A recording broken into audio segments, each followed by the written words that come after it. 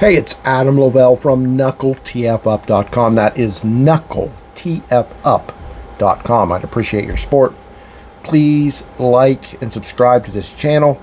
Not because I want to be a YouTube star, but because the more you like and subscribe to this channel, the more that YouTube algorithm will pick my videos up and put them out there for people to find and discover bare knuckle fighting, bare knuckle boxing, bare knuckle everything, the best sport in the world. Help me do that by liking and subscribing. Help the fighters, help the organizations. I promise you, that's what it will do. But again, I'm Adam Lovell. We're going to talk about a show from way back when, April 5th, 2019, from Bare Knuckle Boxing, Brawl for It All. It was their second show ever. They were still called BYB at the time. That's for Backyard Brawling.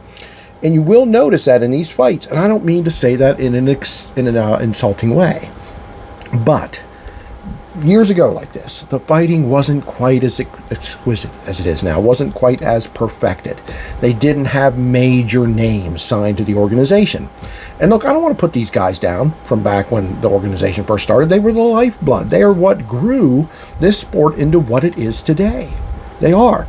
And I enjoy watching these old shows. Are they as scientific as, the current shows? No.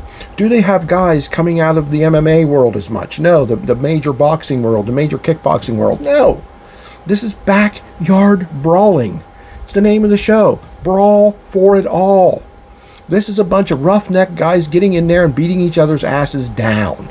And would bare knuckle be as popular if this is still what it was? I don't know. Probably not.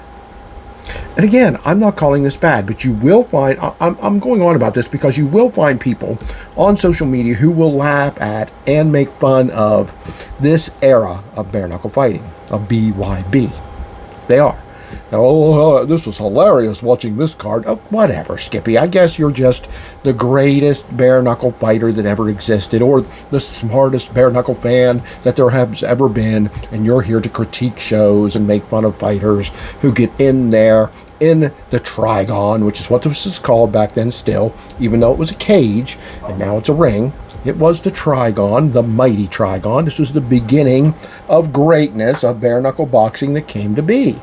And I still enjoy these shows. So let's jump into show number 2. Brawl for It All. April 5th, 2019 kicked off with Brian Jackson taking on Jomi Escoboza in a terrific one-round fight. Wasn't set for one round. It was set for 5 rounds. But look, these guys just go out there and brawl and kick ass and take care of things. And Escoboza went out there, nailed Jackson to his head, dropped him to his knees. He got up and was ready to fight before the 10 count. There is no official standing 8 count back in these days, but the ref did get to 8 here. Pretty much a standard, even if it's not the rule. And if the fighter's ready to go at that point, they let them go. He comes out, he recovers, he comes out, and it gets to the second round. So, hey, props to, I said it was a one-rounder. You have to forgive me for that. Brian Jackson for getting this to the second round. I was thinking it was a one-rounder because the second round did not last long at all. Escoboza came out and nailed a big body shot, a big punch to the gut, and down went Brian Jackson, and he was not to recover. He could not get up, and it was 1, 2, 3, all the way to 10. Down goes Brian Jackson, Jomi Escoboza with a win on the opening fight of Brawl for It All, April 5th, 2019. I thought it was good. I thought it was interesting. Escoboza is a hell of a fighter, taking nothing away from Jackson. He just wasn't the man to win this time. Escoboza outdid him and stood tall at the end. Now, the second fight from Brawl for It All, April 5th, 2019, saw Robert Brown Jr. take on Lorenzo Hunt. Interesting fight this was. The first round was kind of slow. Both guys went out there and just sort of didn't press it. They didn't really push forward a lot. They were trying to figure out how they wanted to engage. But when they did engage in the first round, they were throwing hard. They were throwing bombs. They wanted it to end. They wanted to take the other one out. But the first round ended, unfortunately, with an accidental headbutt. Both men just were sort of coming down on each other, going down, trying to fight low, trying to get body shots, trying to get uppercuts, and they bumped heads when they were in there. It was accidental. Nobody was punished for it in any way, shape, or form.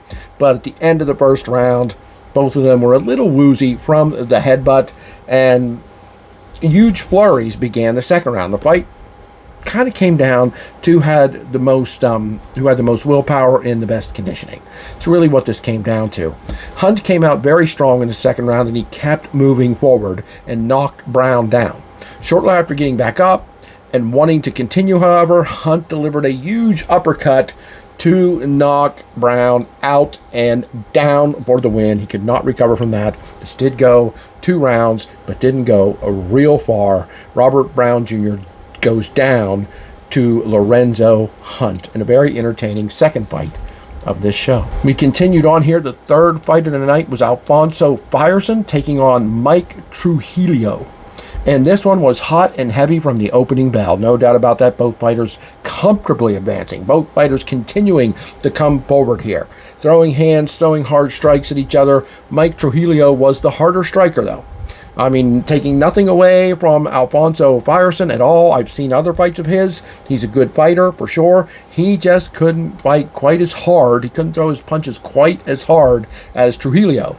And Trujillo, being the harder striker or nailing several uppercuts, finished off Alfonso Fierson in the very first round. This was not squash.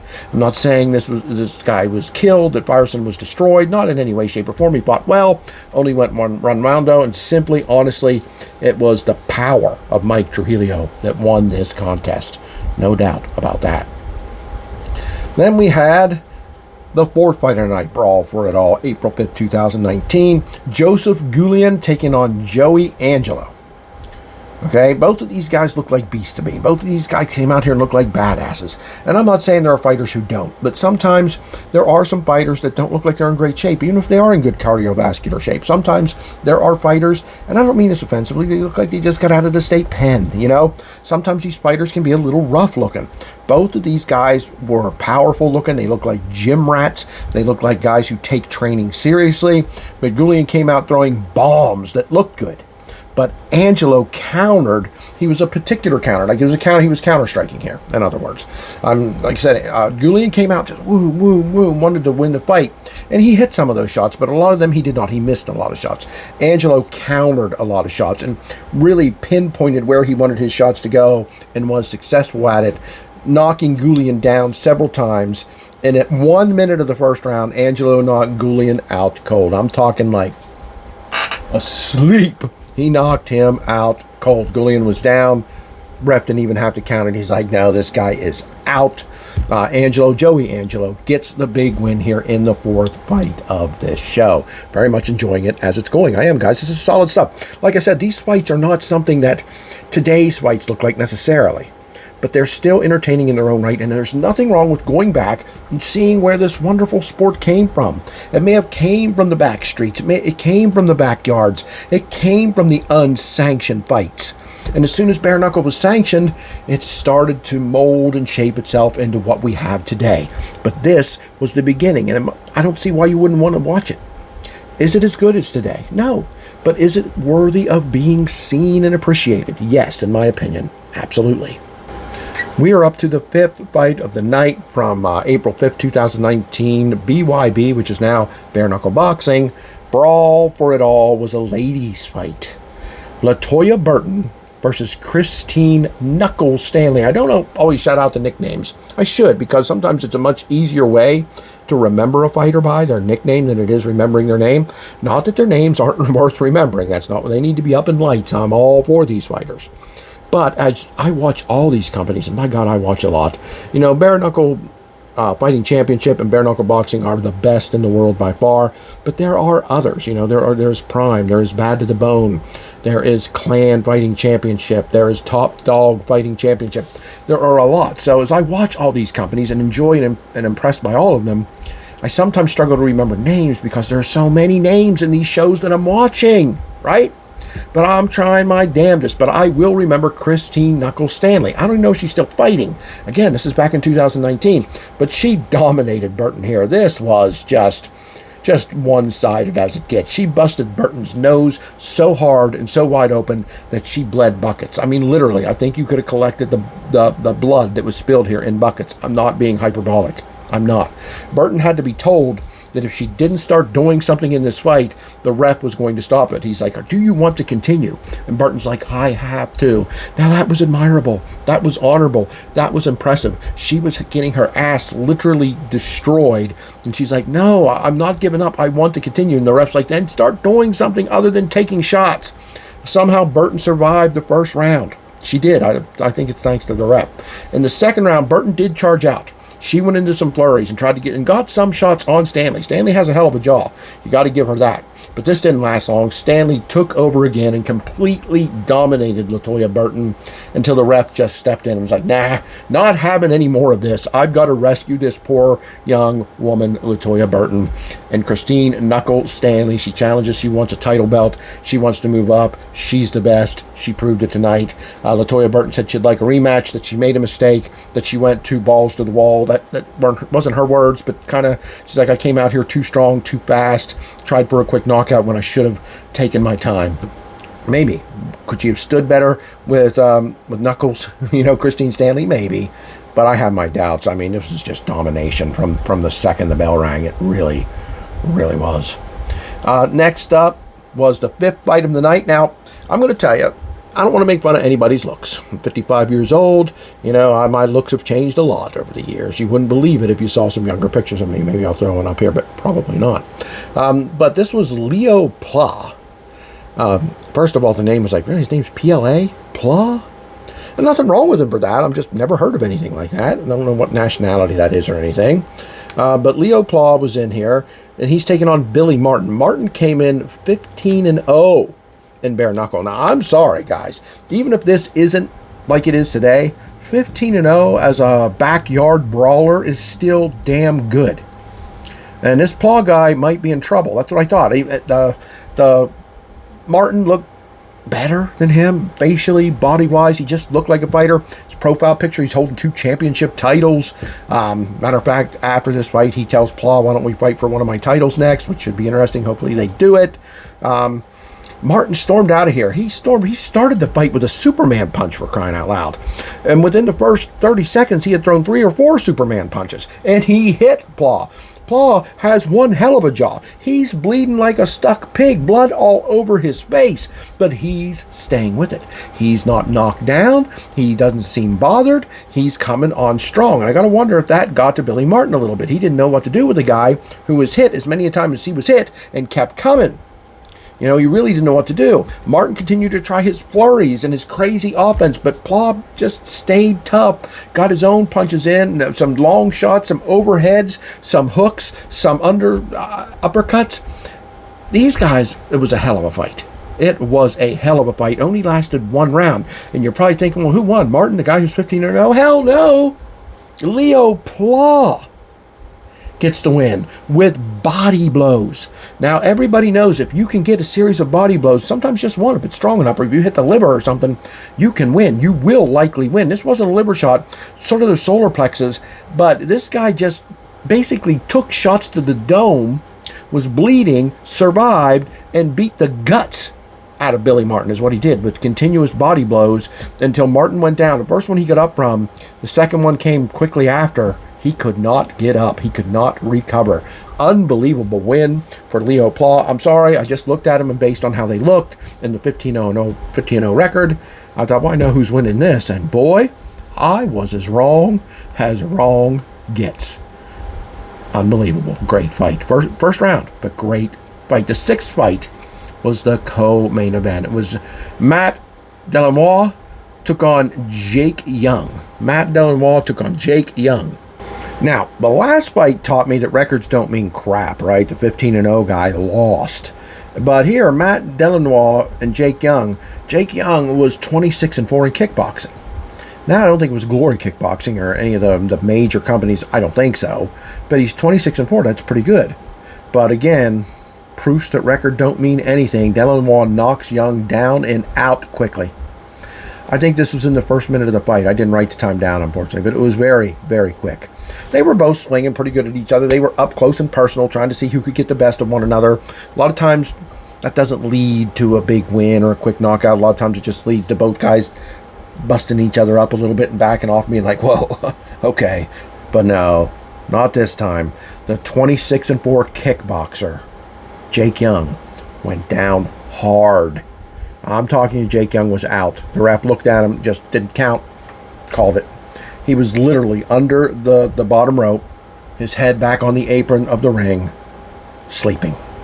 He was knocked out hard. Delanois gets a giant win here in the first round. Very pleased with himself, as he should be. Knockout of the night. Nothing else came close knockout-wise to this fight. Nothing. And it was finally time for the main event. It was the 7th fight of the night. It was the heavyweights out there. Again, April 5th, 2019, Brawl for it all. BYB, now Bare Knuckle Boxing.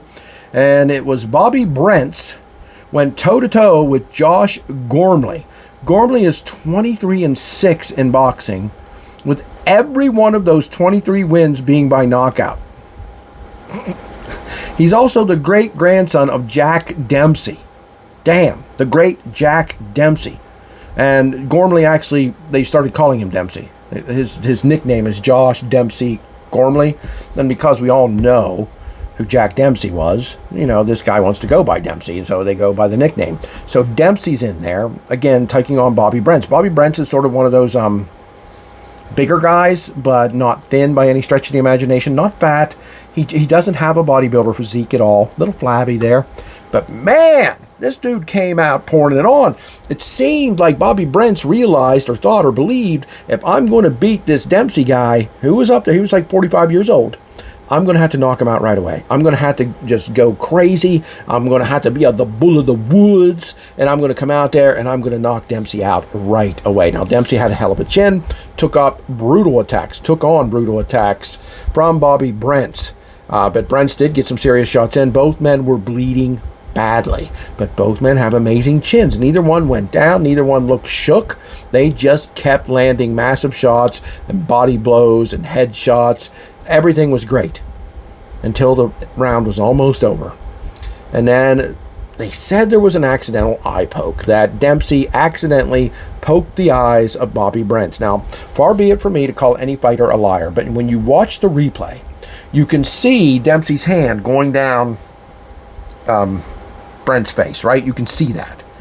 But you don't ever see a finger go in the eye. Now, I can admit, maybe the camera didn't catch a little, his eye was open and the fingertip went in there. That's possible. The camera isn't necessarily going to show you that. At least not back in 2019. And the ref said it did. The ref said he saw it. He gives Bobby Brents extra time, but he can't recover. Now, a lot of times that would lead to a DQ, and Brents would win by DQ. But because it was clear that it wasn't purposeful, it was not purposeful, Josh Gormley did not try to do that, Josh Dempsey, if you will.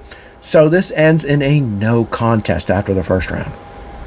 Now, does it ruin the show? No, it's nobody's fault. It was a very exciting fight as it went. I really wanted it to go on to see what would happen in the second, third, fourth, or fifth rounds, but it wasn't to be. No contest after the first round, ending this show. Overall, I really enjoyed this show. There was nothing bad about it. The main event finish was absolutely disappointing. But again, it wasn't the fighter's fault, the ref's fault. It just a guy can't see, he can't fight. No contest here. Hopefully they rematch, and I'll see it on one of these older shows again. Overall, what would I give this show? I'd give this show a 7.5 out of 10. Why is it a 7.5? Because, guys, like I said, the fighting isn't spectacular and so like it is today. It just isn't. But it's not bad. It's brawling. If you can get over the fact that it's not scientific or MMA or, the sweet science of boxing, that this is brawling, then the more you can embrace it. And that's what I'm doing with the 7.5 out of 10. I have to take a half point off because of the ending of that main event, even though I said it's nobody's fault. It just tweaks the enjoyment a little bit. It causes some disappointment. Again, nobody's fault, not the company's fault, not the fighter's fault, but I just, probably would have got an 8. If that match would have had a good, solid ending. Because it's just entertainment-wise, it took a little off. But solid, good. I enjoyed the new shows. Love the new shows. I really enjoyed the old shows. I love everything about a sport that real men, modern-day gladiators, no gloves, all heart, step up and perform for our entertainment. Damn, guys. Thanks a lot. Again, thanks for watching. Thanks for supporting. Please subscribe. I'm Adam Lavelle, KnuckleTFUp.com. And I'll be back before you know it.